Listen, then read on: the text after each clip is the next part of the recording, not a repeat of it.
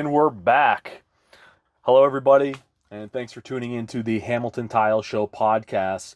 This is the show where you can get an inside look inside the life, the minds, the trials and tribulations of 21st century construction business owner-operators. We're going to talk about renovation, residential remodeling. We're going to talk about tile, and we're going to talk about business. So thanks for being here. If you wouldn't mind going down right now and clicking the thumbs up button, leave a comment to say hi, subscribe, and share this with anybody that you think would like a show like this. How we doing today, Jason? What do we got going on? We're doing good. We got someone tearing out a whole house. We picked up a couple weeks ago. They're tearing out a mud bed, thank God, because I don't want to do it. Like, I don't mind doing it in small batches. You know, we tore out, 200 feet of it between 3 bathrooms, maybe 300. It wasn't too bad. Took us 2 days, but this was 1,300 feet of it, plus another 1,300 feet of tile downstairs and all that. So, yeah, we got someone else to do that for us this time.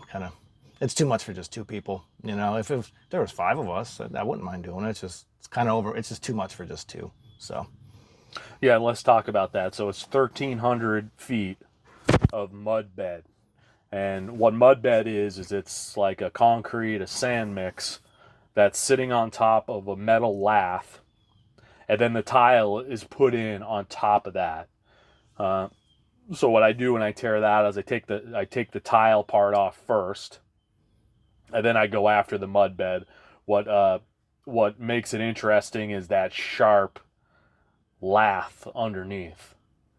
And yeah, I always like, what was it? Last week we did 3 bathrooms with all mud beds, and we took care of those in a couple days. It was 3 days. It was pretty good. They came out not hard, not easy. It was kind of a medium. They came out good. Yeah, I always resent though that people, that like maybe people don't think we're hard workers.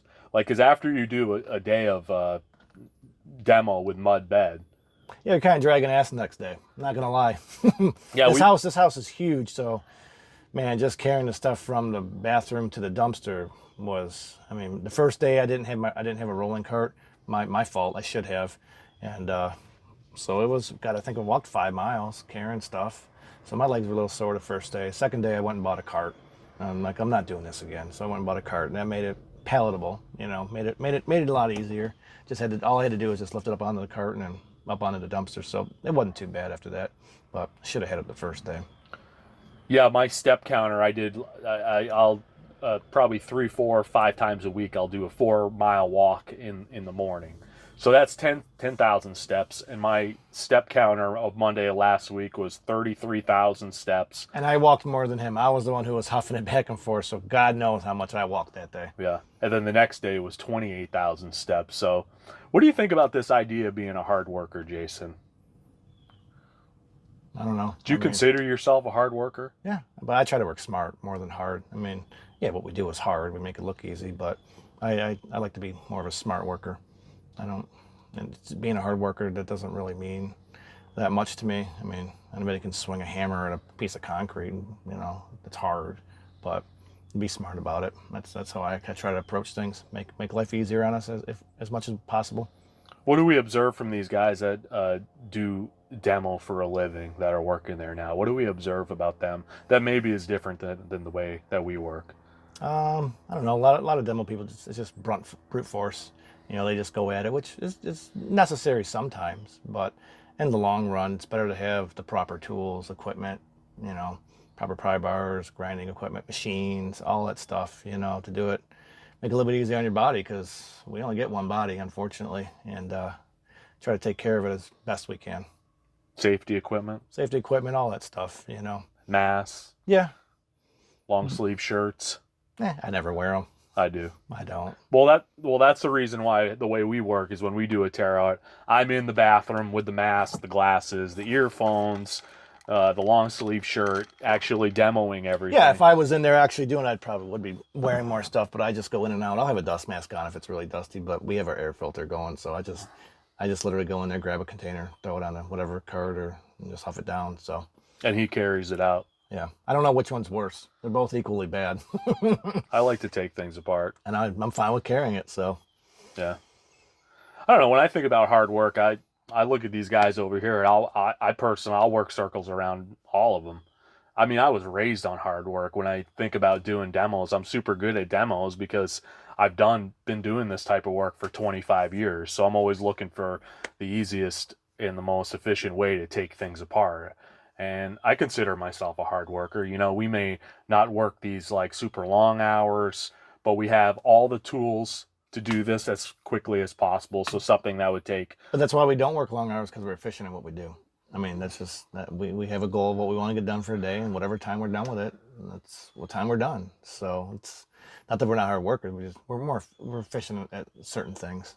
I don't know. I consider myself a super hard worker. I mean, we work hard here. I carry every piece of tile.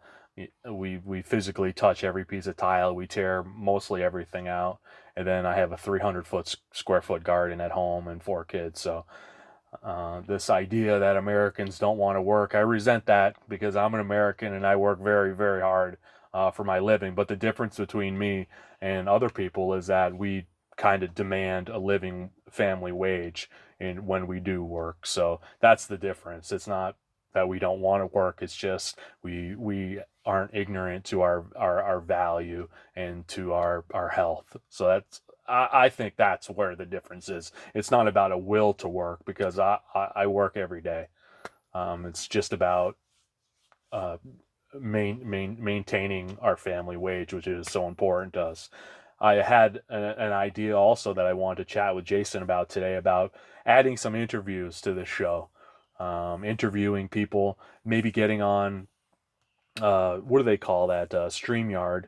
Do you have a computer at home that you can use if I want to plug you into Stream? This guy doesn't even have No, a I don't have a computer. computer. Golly. I have tablets. That's it. My wife has a computer, but that's her work one. So we'd have to figure out how that goes. But I want to get Bill Barber Construction out of California.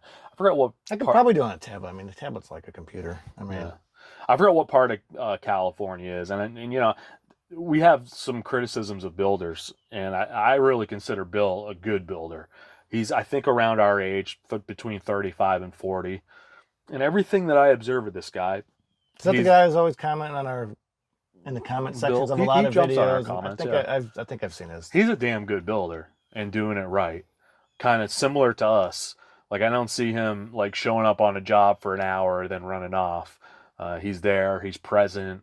He's a leader, passionate about what he's doing, super skilled cabinet guy. So I'd like to kind of dig into his head. I think he's going to be our first guest. I've talked to Bill about this, so I don't know what you guys think about maybe having some guests on the Hamilton Tile Show podcast, but I think it would be interesting.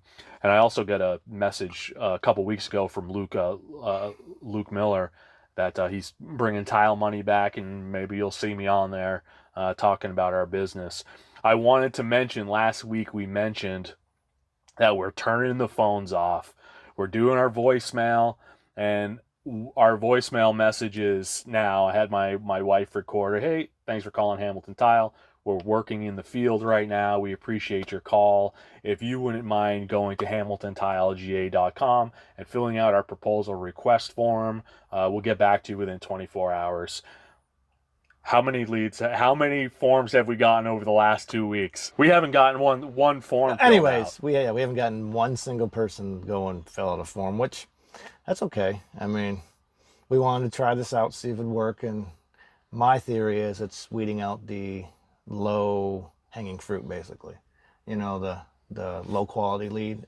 I think because a lot of people call, they just, you know, they're not gonna even be serious about the project, and just, you know, you can only waste so much time on things that people aren't going to do. So when we get people that just fill out the form regardless, I mean, we get those quite regularly. Yeah, everybody quite regularly. I mean, it's not rare. I mean, we get everyone that calls us and everybody that we're going to work for, we're going to have you fill out the form. Yeah, they fill out the form anyways. Anyway, so that's not any different. But you know, we're trying to get it to people just fill it out before we even talk to them. So our theory is it's going to weed out the low-hanging fruit, and only the serious people will fill out the form, which is generally how it goes, because we've had plenty of conversations. Blah, blah, blah, here's our form, fill it out, and they won't even fill it out, and we'll never hear from them again. So I think we're just getting straight to the punch on this one.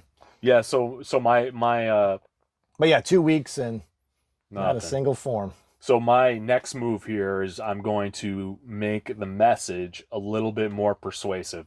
I'm going to add some parts to it about why we'd like you to fill out the form and why it'll be better for you to do so, which I think might help a little bit. But then again, I'm okay with leaving it the way it is and having no leads until after the first of the year. Yeah. To be frank, I couldn't really care less at this point because we're not going to be able to get to anybody's house for 4 to 6 months anyway, and most people aren't going to wait. And I think I'm okay with it because what I Serious people are just going to go fill out the form. Anyways, we get plenty of leads and through that way anyhow.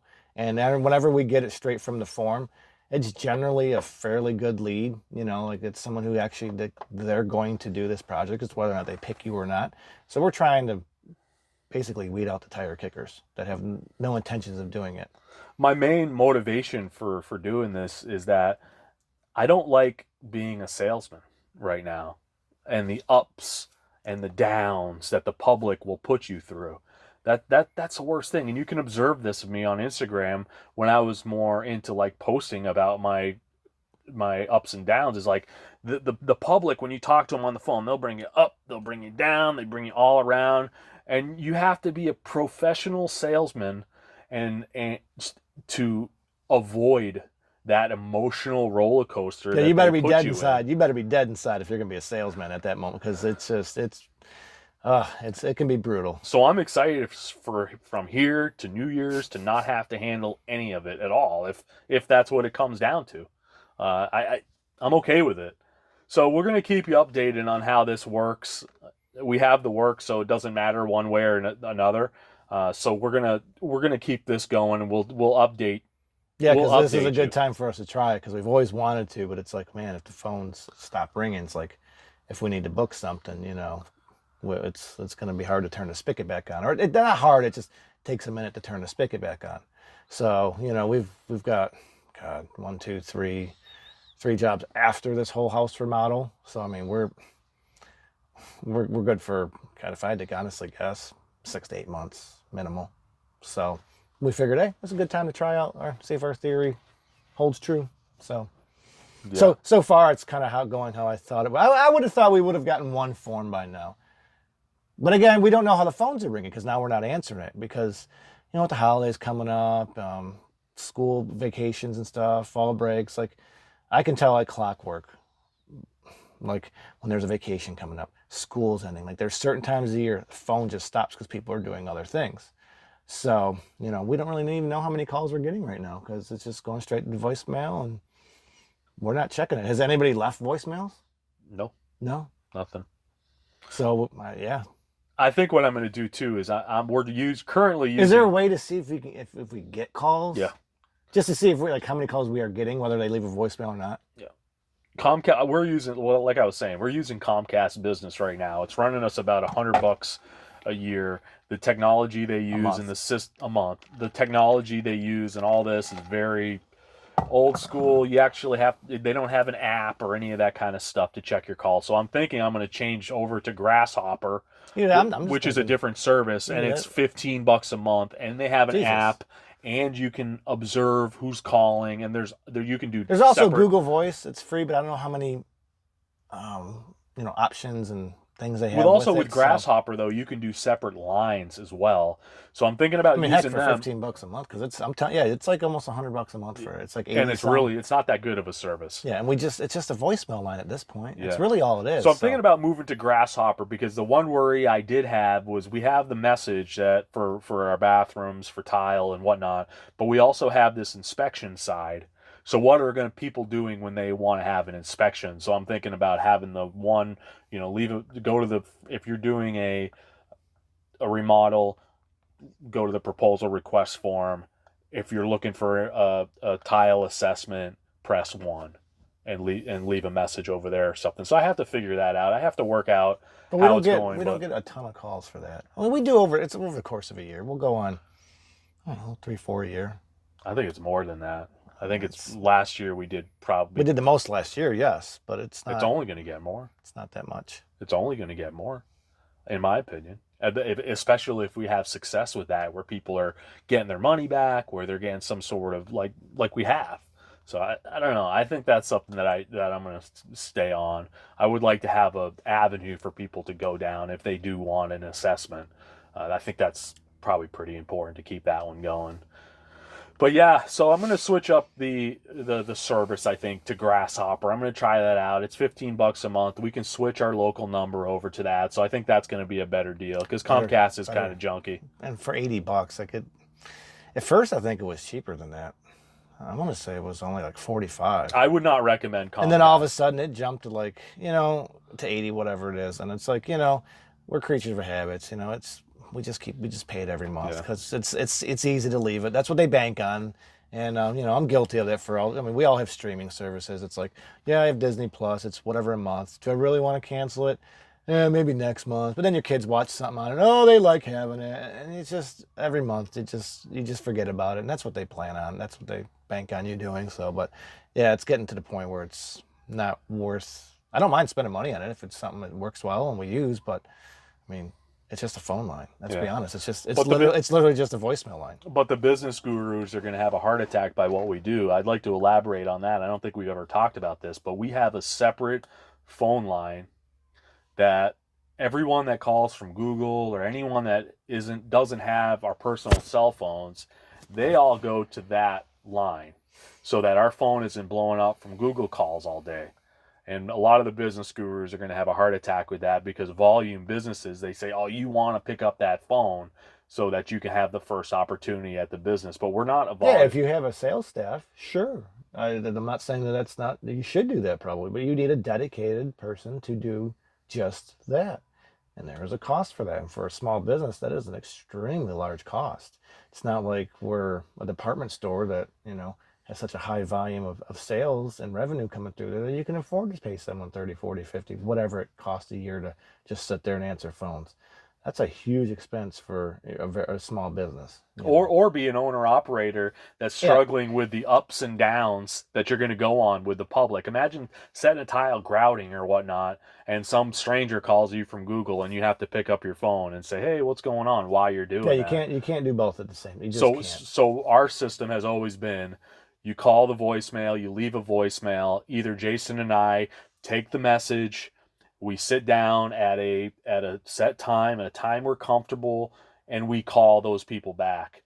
Instead of, oh, somebody called, I just started up a batch of grout, I have to pick up this phone call and deal with the ups and downs of the public. And we're even taking it one step further to where we're just like, go fill out this form. I think as small business owners and hands-on craftsmen, owner-operators, I think one of the big things that is going to set us apart is going to be the use of technology. How do we use technology and systems to make it so that we can have our time back and we can use our time for what actually makes us money, which is working on projects inside of people's homes. We're trying to boost our quality of leads that we actually talk to. I think is really the end game. Is you only want to talk to people that are serious. Because again, there's only so many hours in a day, and we have to work. So we're trying to increase the quality of the lead, which inevitably is going to make the amount of leads we have less, which is fine. As long as we increase the quality of lead, and if you can assure, if you're going to talk to somebody that they're going to hire you, well, that's fine. That's great. That's what we all look for. Nobody wants to spend all their time talking to people. There's just not enough hours in the day. It just isn't. Yeah. I know a lot of people would be so happy with the amount of leads that we're getting. We're kind of I don't know. It's kind of, so many people struggle with getting leads, and we get so many that we can't handle it. And it could be because of where we're at. There's a lot of tile work that goes down in Atlanta, it seems like, because there's a lot of really shitty tile work here, so it's constantly getting replaced. People have more money in this area, so they have a little more disposable income to do remodeling projects and stuff like that. So, we're in a good area like that, which I know it's not like that everywhere in the country. But also a decade of blogging to where if you type in anything to do with tile in this area, my stuff is going to come up tons of good reviews on Google, and Google really pushing us. Just doing the social media stuff, working on this stuff for years and years and years, you get authority and stuff gets fed your way. And that's another reason why we do so well with prospects, is because, you know, I put a large investment of my time, my skills, and effort into So now doing the it. goal is, or the thought process is, all that front end work by Ben. Now we get the funnel going really well. He can let off the gas a little bit, you know, and not have to stress out about it as much, and, you know, get some of his free time back. Yeah, yeah. So I also, this is the big topic in the tile community. I'm seeing Isaac posting about it. I want to talk about these schluter linear drain failures.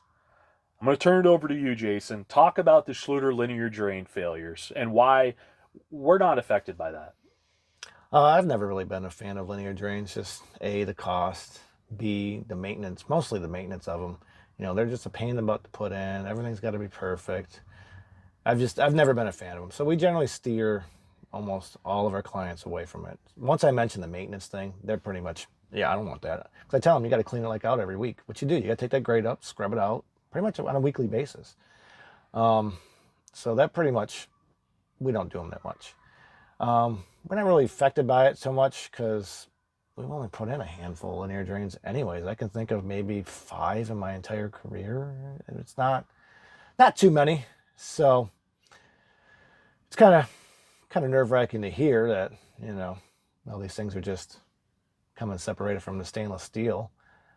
I've heard things where, who was telling me about, was it Isaac or someone saying something about the maker of Quick Drain? That's why they never attached it to Isaac, yeah. Was it Isaac? Yeah, they never attached it to the metal because of basically the incompatibility with the adhesives to stainless steel.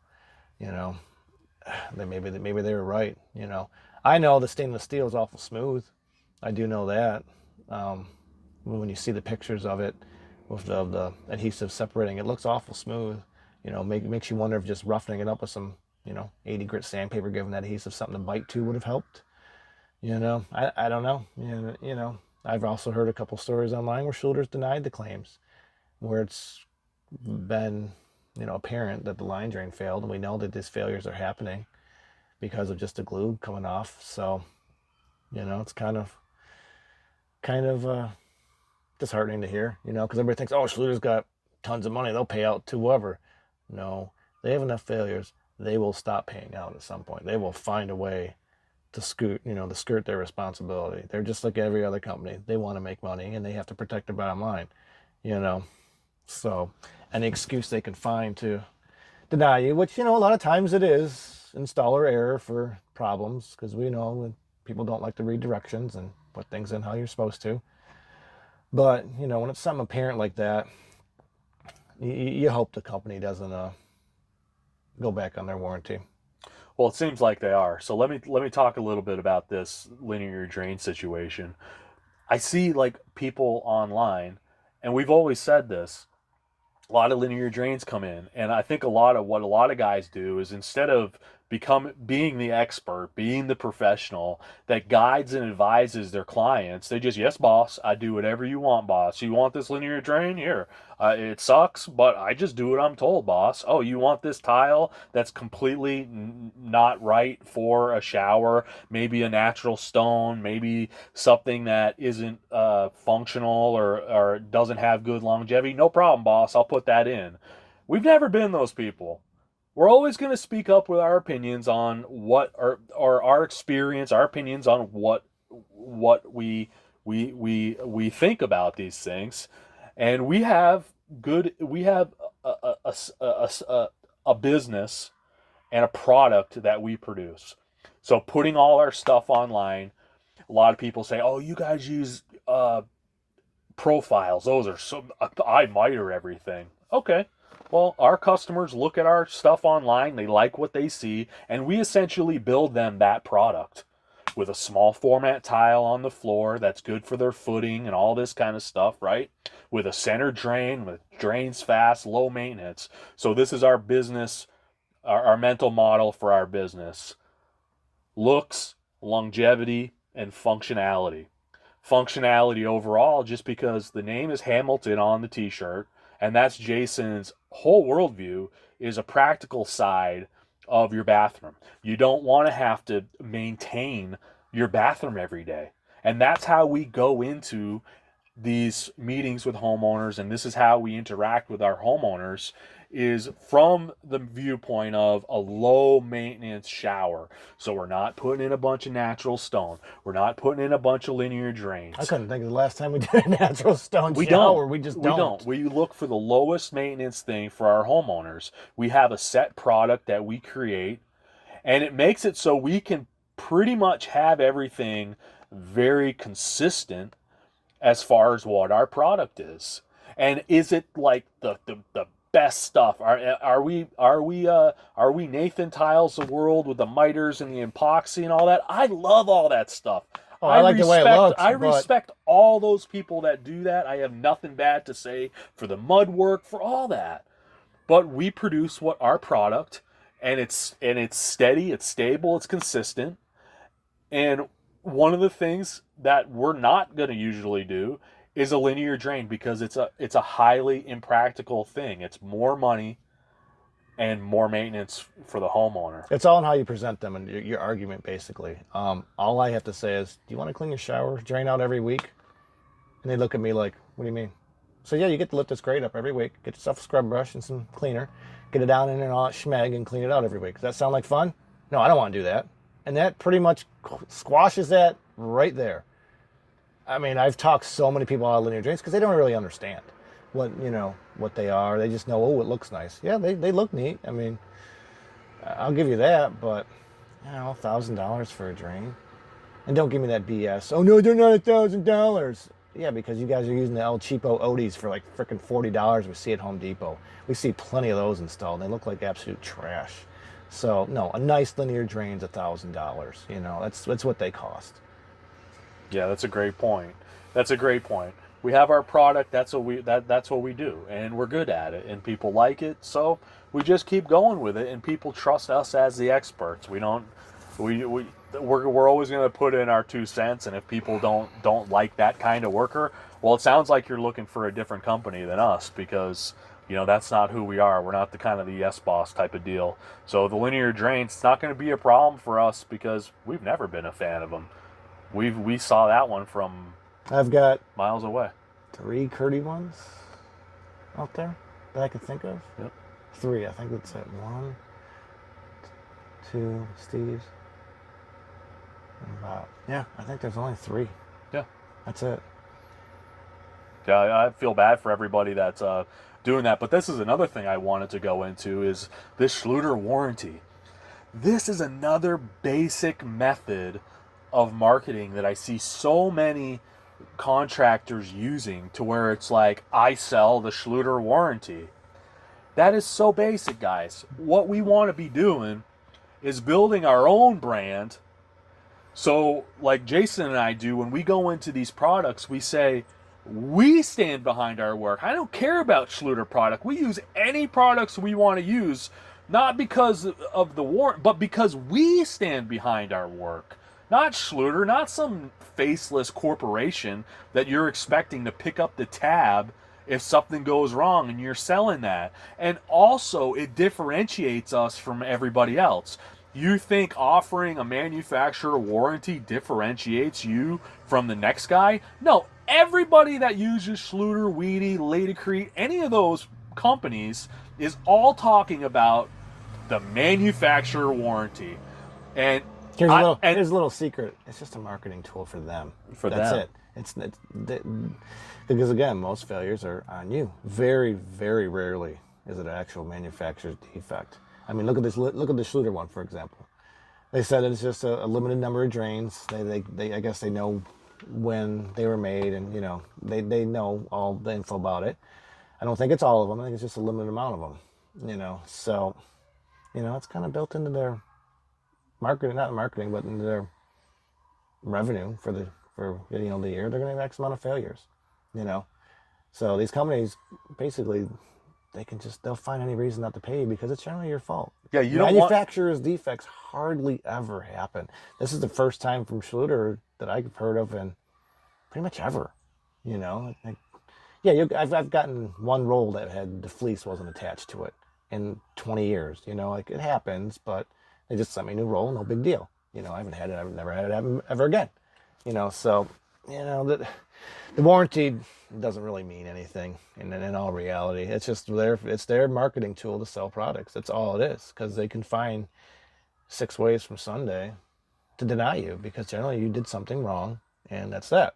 Yeah, so if you're listening to us, build your brand. Build your own brand and build your own systems and methods and techniques that are bulletproof so that you can stand behind your work, not that schluter or whatever. It's the most basic And marketing. this is the one thing I get kind of irritated when people talk about the schluter warranty. Oh, they warranty my labor. I just want to smash my head against the wall, because I've actually had conversations with contractors that they actually think that schluter is warranting their labor. No, that's not what that means. What it means is they will pay you to fix whatever goes wrong if it comes down to manufacturer's defect. They don't warranty your labor like when you originally put it in. That's not what that means. And like, oh my gosh, I don't do it anymore, but I used to get in, pretty long conversations, and you go online, be a keyboard warrior. It's just like, no, you idiot. It's not. They don't warranty your labor like you think they are. They just pay you. They only pay you actually what the original install cost was, for I think the square footage that you replace. So, and we know repairs are never the same cost as the original install, so we know it's always more.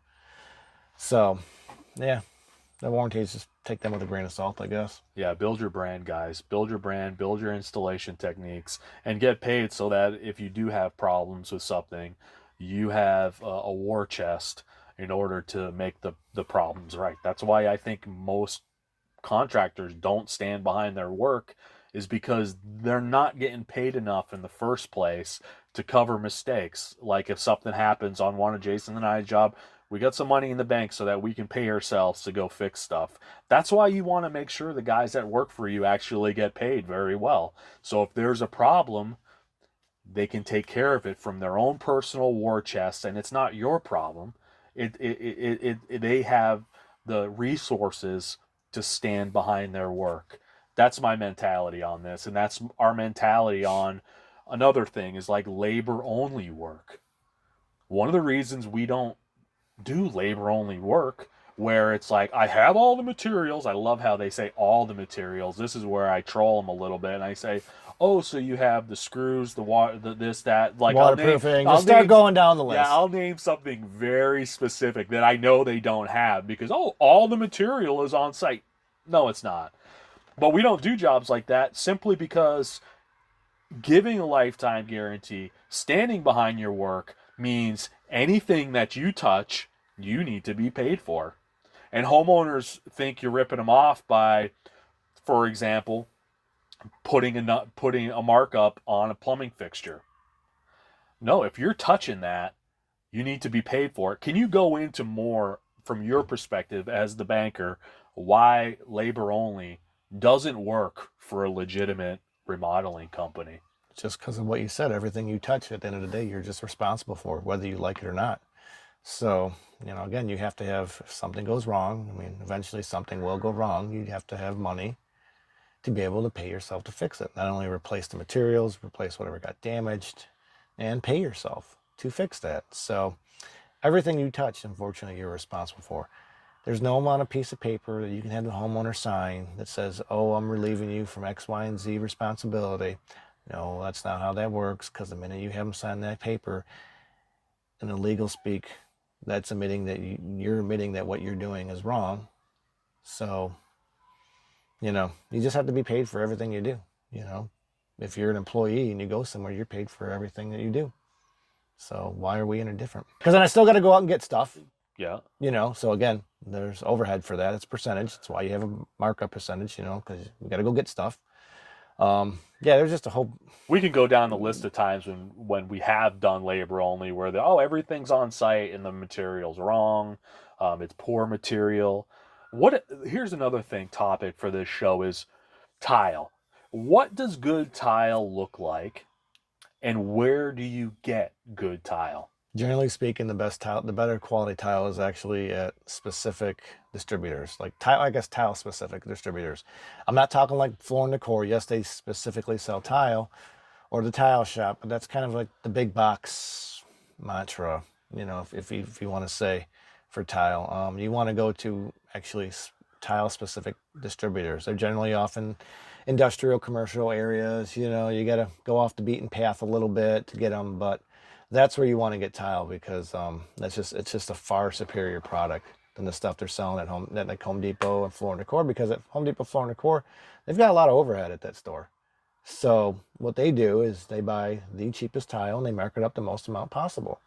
That's just how it works. So, yeah, their prices may overall be lower. Say it's $3 to $4 a foot, but they're buying that stuff for probably 80 cents, 50 cents. I don't know. It's like the markup on something's insane, versus you go to say where we shop at a tile house, tile $7, $8 a foot, but I know their cost is like $6 and something, so like their markup isn't huge, but so that means you're getting a far superior tile because their markup is smaller because they don't have the overhead. Yeah, they have a warehouse, but they don't have all these employees and displays and, just all the things that go along with running, say, Home Depot or a Floor and Decor. So you're going to get a lot more value at a smaller mom and pop store than you are, the bigger box stores. Not that there's not decent tile at the bigger box stores, but generally speaking, you're going to get a far superior product if you go to an actual distributor, which most people don't even know they really exist because they don't advertise.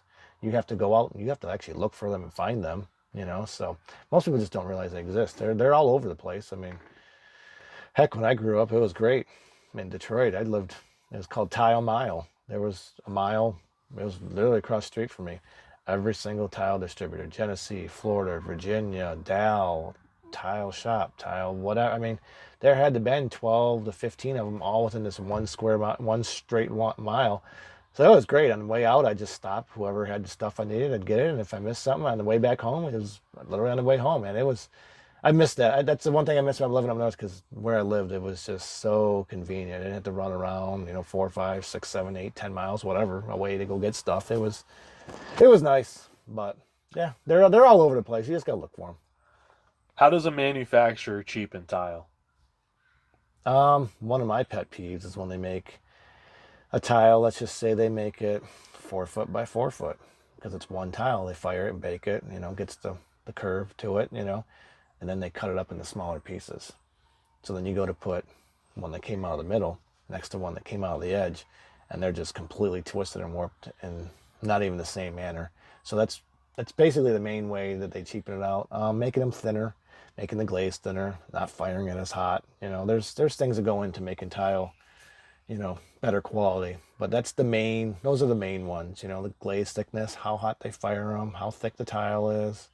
And, when they press them and they're made individually, like a 12 by 24 is made individually, it's generally a flatter tile versus they'll make a 4 foot by 8 foot piece and then cut it up into 12 by 24s. Those are generally a nightmare to set because, like I said, you can get a middle piece, you're setting it right next to an end piece, and you don't know where in that tile it was cut from. So, it makes it more difficult than it needs to be, that's for sure. What do you mean by a tile being flat? Well, tiles aren't flat when you bake them. They bend. That's just all there is. Just how much. And quite honestly, it's amazing that they can even get them as flat as they can. They can't make them perfectly flat, but I know a little bit of what goes into making tile and how they do it. It's amazing they can even get it as consistent as they can. Yeah, we all want perfectly flat tile. That would make our job so much easier, but it's not really realistic, but yeah. So no matter how good of a tile installer you are, if you get crap tile, it's just gonna look well. If you get crap tile, you have to talk to the homeowner, say, hey, to make this look good, there are ways to get around warp tile. You can only do certain patterns, widen the grout joints out. There's things that you can do to minimize the effects of the warp, but it's always going to be present. So a good tile installer say, hey, ma'am or sir, this tile is warped like a banana. You want 50% offset. No, we're not doing that. You're going to get this if you go third offset. Oh, it's still too much. Well, the box says right here, we've had boxes say they only want 3-inch offset. Well, that's what the box says. I don't like it, but if they're telling me 3-inch, that means they know their tile's warped. I'm not even going to fight it. So I always instantly go, yeah, see the box says we can only do 3-inch offset. And they don't generally like that. Well, how about straight set? And then it would pretty much do straight set from there on out. So that's one of the best things that manufacturers do for us, and I think a sign of a good manufacturer, which oftentimes with Floor & Decor they won't do, is actually put guidelines on the box. So it takes the responsibility off of us, and it says, hey, just read the box. We're not going to do something the manufacturer doesn't want. And many tile installers will be up in arms about this. Oh, I can get a good 50% offset and all this kind of stuff. Some tiles you can, but it's not realistic anymore.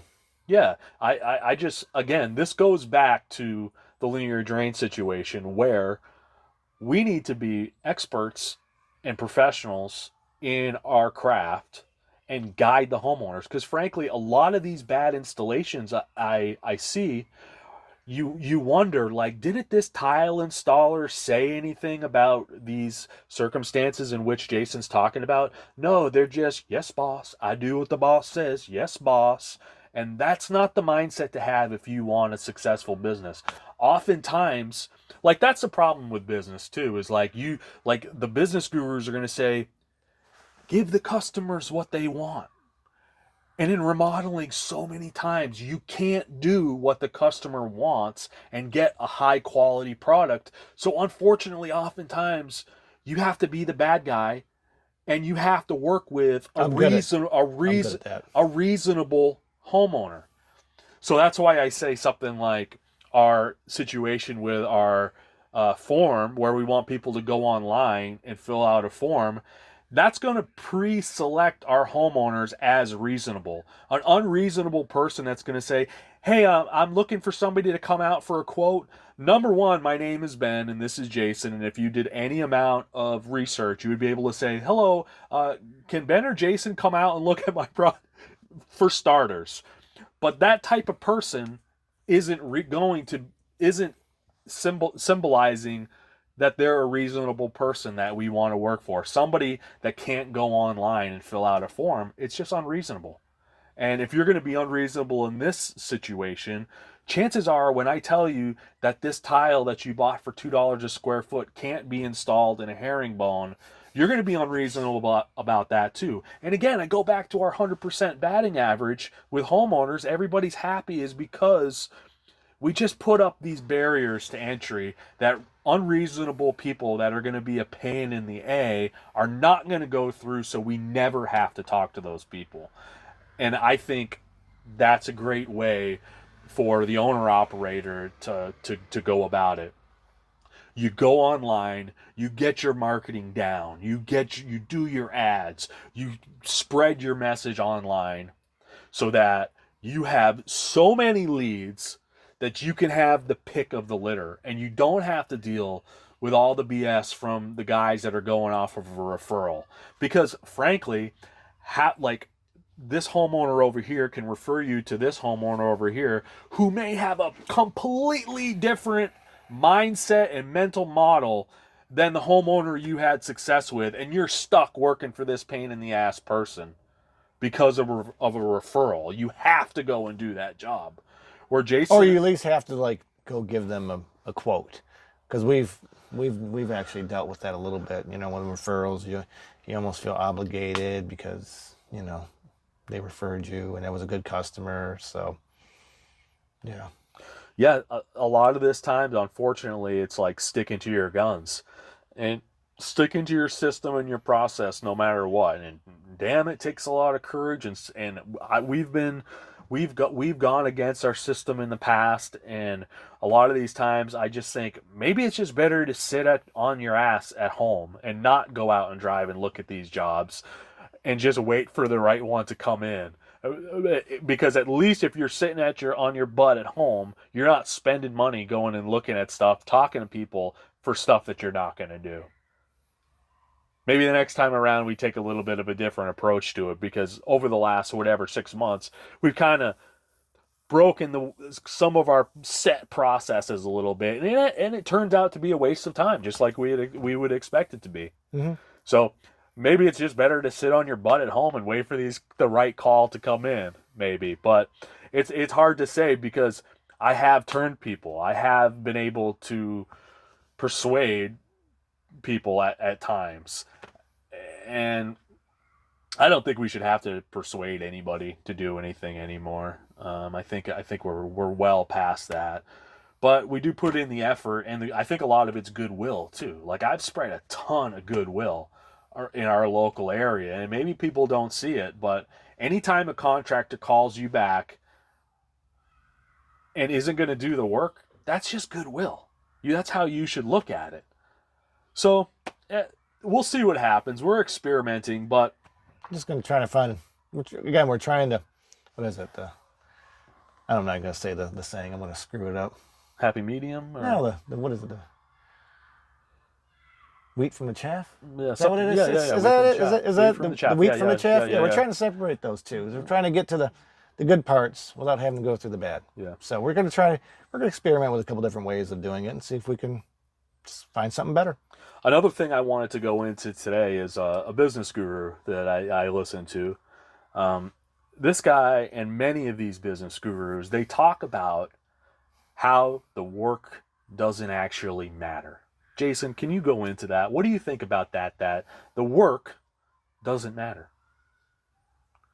Have you ever heard that? I mean, I've heard it, that the work doesn't matter, but again, they're selling a product. It's not the same as what we do. You know, everybody, I think that's really the big disconnect and the hard thing with construction, because really with construction, the work is almost how you do things is important. Is more important than the marketing. The marketing's part of it, you know, or the sales, the business and the sales. That's part of it. But ultimately, the work matters more, because if the work isn't good, it's just going to fall apart, and people aren't going to be happy, and you're not going to be working for very long. Yeah. I don't know if they're equally important. The work's probably still a little bit ahead of the other stuff, but the other stuff that's it. At minimal, it's 50-50. I think it's probably 60-40, 75-20, you know, whatever. But the work is really important in our trade, because we're not selling an item that's made in China overseas. Most of the failures we see are installer error. Yeah, it's not the products that, you know, anybody can go buy the products. It's not what you buy when you buy a remodeling contract. You're buying the person and their ability to put in said products. So the work itself is extremely important in our business. But, you know, if you've noticed, a lot of these business gurus, they're always in sales that just sell God knows what to God knows who. They're not really, I don't know, hands-on, yeah, practical, not hands-on. It just. But here's the thing. I mean, they have a lot of good advice. I'm not saying they're wrong, and they're. But here's the thing to me, with marketing, for example, the business guru will say, sell the final result. Don't sell what goes up to the like the how. Where Jason and I, for me, and I always say this, my whole thing with our marketing is how it's done. I get more pumped up about making a video about sill seal around the perimeter for expansion than I do of the big before and after. I get more pumped up to make a video about self-leveling than I do for the final big picture thing. And a lot of people just do the picture thing. And I would like to tell everybody, our whole business, our whole marketing thing, our whole thing that we put out online is all about how it's done. Because that's the only thing that matters with really construction. Everybody bitches about that. Oh, everything's built like crap and all this stuff. You know, it's because of how it's put together. It's not necessarily the materials.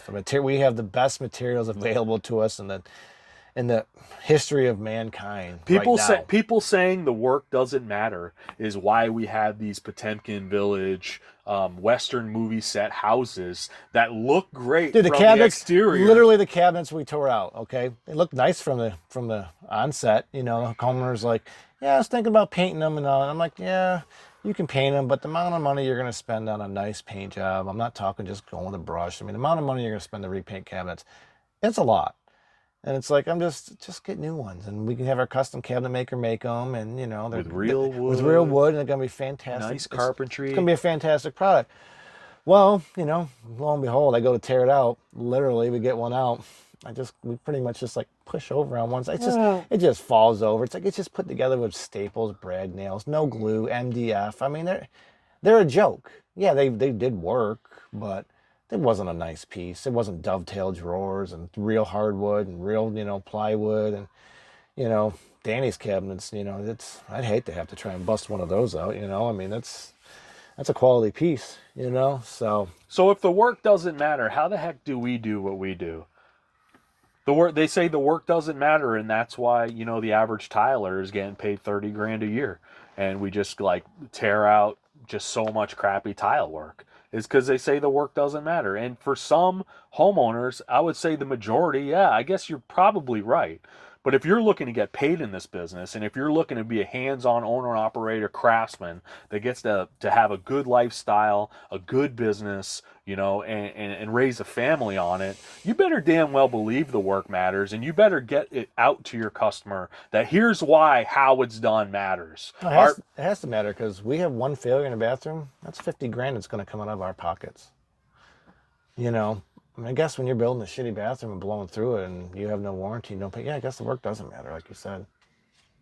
You just walk away from it. You don't give a shit. You just make it nice enough so that the customer doesn't complain. That is the builder business model that I'm talking about, that we're fighting against. Builders we used to work for, that was pretty much their attitude. Just make it good enough so the customer doesn't complain. Which there is some truth behind it. You're not going to make everything perfect, because it would take ungodly forever. That's why it takes us so long to do shit. But, you got to know when to say when. But, some people's idea of just good enough, there's different levels to just good enough. When I say just good enough, that means a completely different thing to me than it does to somebody else. And that gap can be, a chasm. It can be a mile apart. So, yeah, there is some truth to saying, it's just good enough. It's just, what does good enough mean to you? That's really where the rubber meets the road.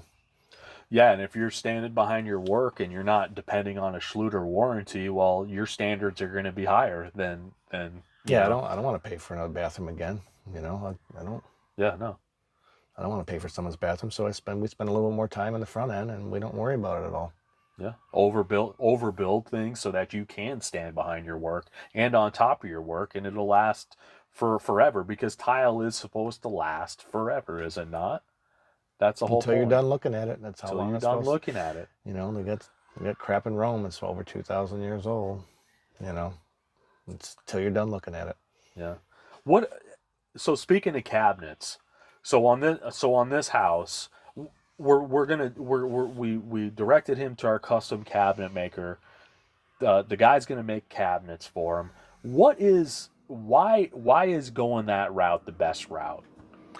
Well, a lot of it is just, if you try to buy pre-made cabinets, it has to fit the space. And that's the big problem, is it has to fit the space where the plumbing's at, and you have to basically keep everything the same. And the way they build some cabinets now, they're just built differently now. Face frames and doors are just built differently. So a lot of times they just don't work. Everybody sees these nice one-piece tops and all that. It's all, say $1,500 for it. Yeah, they're a good deal. They're not bad. We've put them in when they fit the space. Yeah, we generally try to steer people towards custom cabinets, just because A, it's better quality. B, you can make it fit the parameters of where the old one came out, and you're just gonna be much happier with them. We've done enough of the pre-made ones. They're not built very well. They're not. Yeah, and the funny thing is you might save some money on that cabinet, but you still got to pay somebody to put it in. So think about it. Yeah, the RTAs, like, those are nice. Yeah, they're cheap, but guess what? I got to put it together. And those take a while to put together. Yeah, like our custom guy. Number one, that cabinet guy is not as much as you think he would be. Mm-hmm. And number two, he's going to send his cabinet crew to install them. That does it every day, year round, to put this cabinet in as part of that price for the cabinet. Mm-hmm. So in all reality, it's the same price as customs versus the pre-mades and us putting in. It's the same price. The only difference maybe is you got to buy the top, but you're getting a better top when you do it separately. The ones they send with the pre-made ones, they're always thinner. The quality of the stone's always questionable. So I don't recommend them or like them. They work sometimes, but I'd rather see a custom cabinet put in, because it's a lot better piece. Yeah, do your house justice and get some nice stuff put in there. That's my overall outlook. So, what kind of material are we putting in over at this house over here? Like, are we using schluter for this? What kind of material are we going with for the showers over here? We're just Yeah. doing a ton of work here. He keeps adding stuff. So, there's going to be some of the nicest tile work we've probably ever done here. What are we using for prep materials? Pretty much all Ardex. We already got their foam board. I mean, we put it together with April's 9, their floor heat. Pretty much going to be all Ardex stuff. I don't know if we're going to go the epoxy route yet. Haven't really had that discussion with them. You know, if we do epoxy, we generally like to use Laticretes only because we can get the silicone easily. It's stocked at Floor and Decor, so we don't have to buy a whole case if we just need one color. So, And it is the best silicone. yeah, it's really nice silicone. I like it. The Ardex one's not bad. The Laticrete one has antimicrobial built into it, so they're both about similar. Ardex and Laticrete, they're silicones because I've used both, but Lattisil's really nice. So, and it's easy for us to get, so we just use Spectralock, you know. But the Ardex WA is a little bit better epoxy.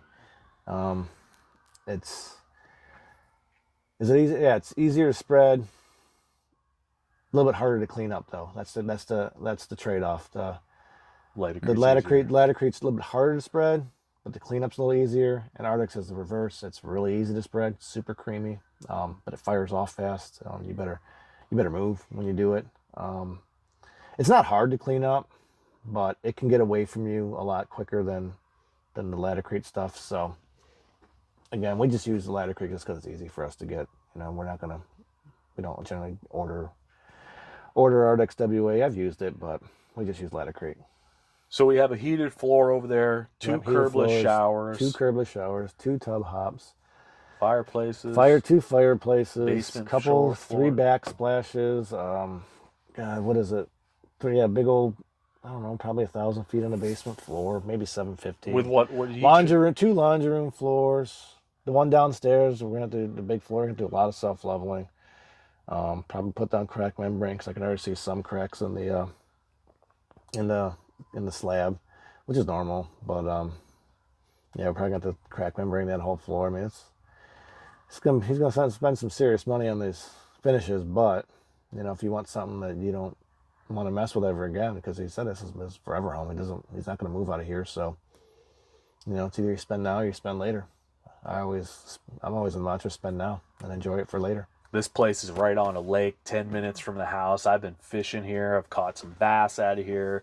I caught a perch the other day. Yeah, it's gonna be a nice house when it's done. He's spending all his money where it should be spent, really, not on useless things. He's spending on the things that matter: the tile, the cabinets, the flooring.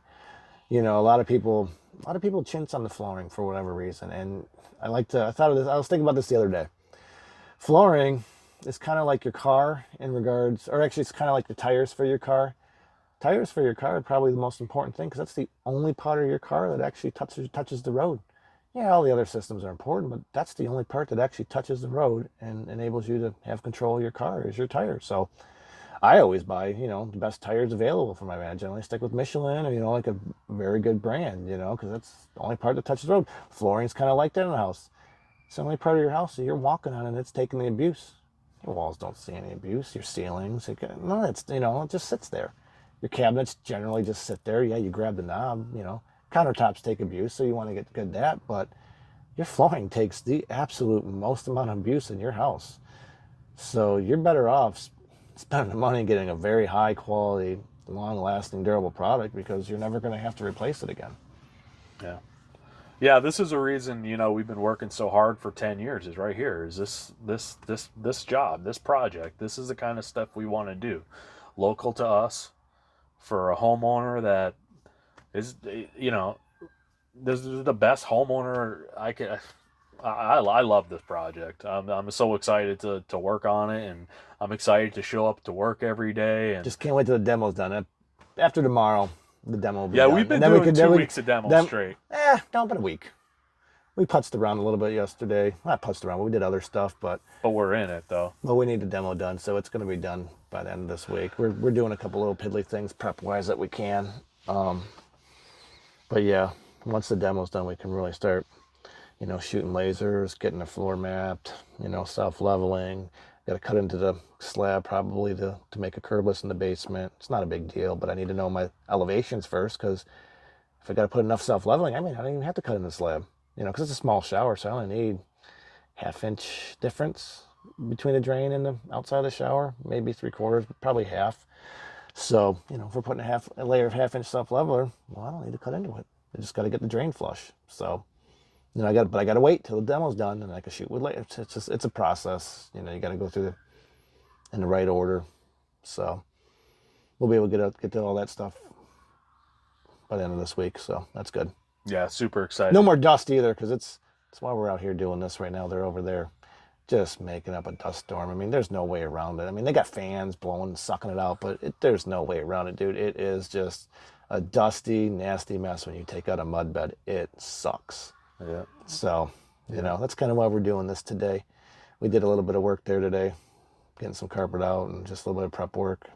And we decided, yeah, let's go BS for an hour and 3 minutes right now. So, yeah. So guys, thanks for being here. Again, please put a thumbs up if you've made it this far and subscribe to our channel, whatever. Super appreciate everybody being here. Hope everybody's out there doing your best and doing what you can. Again, you know, thanks so much, guys. And another episode, double digits on the Hamilton Tile Show. Ben here, Jason over there. Don't let him work you too hard. Over and out.